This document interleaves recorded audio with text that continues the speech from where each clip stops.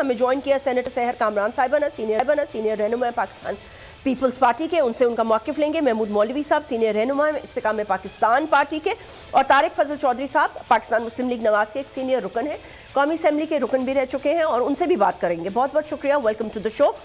मैं सहर कामरान साहिबा आपकी तरफ गुफ्तगू को लेके आना चाहूँगी, क्योंकि मैं चाहती हूँ पहले मुस्तफ़ा कमाल वाली बात को हम एड्रेस कर लें, और तारिक फजल चौधरी साहब को भी, यानी कि PMLN को भी इस पर उन्होंने कहा खदशात है, तो ज़ाहिर है इस्तेकाम पाकिस्तान को भी होंगे।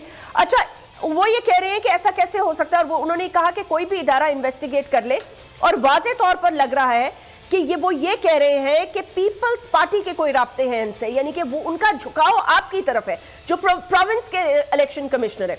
अगर यही मामलात रहते हैं, जैसे वो कह रहे हैं ना, डब्बे डाकू लेके चले गए और फिर आप लोगों निकल आए सारे बैलेट्स के पीपल्स पार्टी जीत गई है इलेक्शन, तो फिर मामलात अगर इस किस्म के होंगे तो फिर तो नेशनल इलेक्शंस पर बहुत बड़ा सवालिया निशान अभी तो है ही है, और फिर जलसे जुलूसों में जो बातें हो रही हैं उससे भी, और आगे भी होगा। शुक्रिया जैस्मीन। मेरी जी सहर, मेरी आवाज रिपीट हो रही है, अब ठीक है। अच्छा देखिए, जैसे मुस्तफा कमाल साहब जो है, मैं समझती हूँ उनको आदत है, वो इसी तरह के बयानात कुछ अर्से पहले MKM के मुख्तलिफ धड़ों के बारे में देते थे, और मैं आपको हकीकतन एक बात बता रही हूँ, और ये बिल्कुल एक हकीकत है। 2013 के इलेक्शन में जब मैं अपना वोट डालने के लिए गई कराची, और तो मुझे बताया गया कि जी आपको वोट डालने की जरूरत नहीं है, आपका वोट डल जाएगा। MKM ये नहीं, अच्छा ये पुरानी बात आप कर रही है ना? ये मैं किसी और की बात नहीं कर रही, मैं आपको अपनी बात बता रही हूँ। नहीं मतलब, लेकिन पुरानी बात कर रही है ना, ये 2000 तक। अच्छा मैं नहीं, अभी आप मेरी बात मुकम्मल करने दें। तो ये जो बात कर रहे हैं ना, ये जो इनका वसीला रहा है, ये उसी को दोहरा रहे हैं। अगर आपको अपने वोट बैंक पे इतना एतमाद होता तो आप बल्दियाती इंतखाबात से फरार इख्तियार ना करते। आपको पता है कि आपका वोट बैंक नहीं है सिंध के अंदर।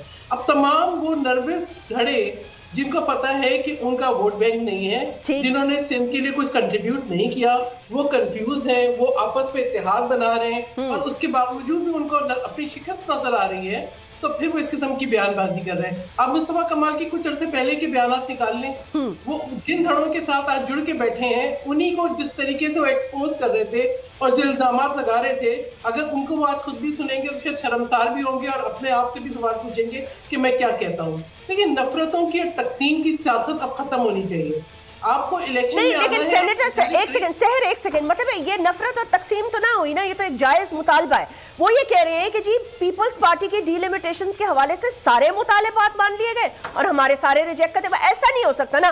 देखें, जब किसी के साथ बातचीत होती है या किसी के साथ डायलॉग होता है, तो अगर चार बातें आपकी मतलब है, और एक न्यूट्रल पर्सन 2-3 लोगों की बात सुन रहा होगा, तो 4 पॉइंट तारिक साहब के सुनेगा, 4 आपके सुनेगा, 3 इनकी सुने, महमूद मौलवी साहब के सुनेगा। ऐसे नहीं होगा कि चारों आपके एक्सेप्ट हो जाए, बाकी दोनों को रिजेक्ट कर दिया जाए। देखिए जैस्मीन, गलत नैरेटिव बनाने से हकायक नहीं बन जाती। सिंध की हमारी सांगड़ से 2 नशिस्तें कम हुई, ठीक है, हमारी जो है वो चट्टा से जावल से नशिस्त कम हुई। यानी क्या वो नशिस्तें हमने एतराज़ात दाखिल किए, क्या वो हमें वापस मिल गई? देखिए बात यह है कि इतना लोगों को गुमराह करें जितना, जो मैं समझती हूँ, जो हजम हो जाए। यानी खाम खाई एक ऐसा नैरेटिव एक जो है वो अपना बयानिया बनाने के लिए ये ना कहें। गलत बयानी होती है, गलत बयानी होती है। हाँ, पीपल्स पार्टी जो है वो इलेक्शन में जाना चाहती है। पीपल्स पार्टी समझती है कि मुल्क को इस वक्त इस्तेकाम के लिए, सियासी इस्तेकाम और माशी इस्तेकाम के लिए जरूरी है कि फेयर एंड फ्री इलेक्शन हो।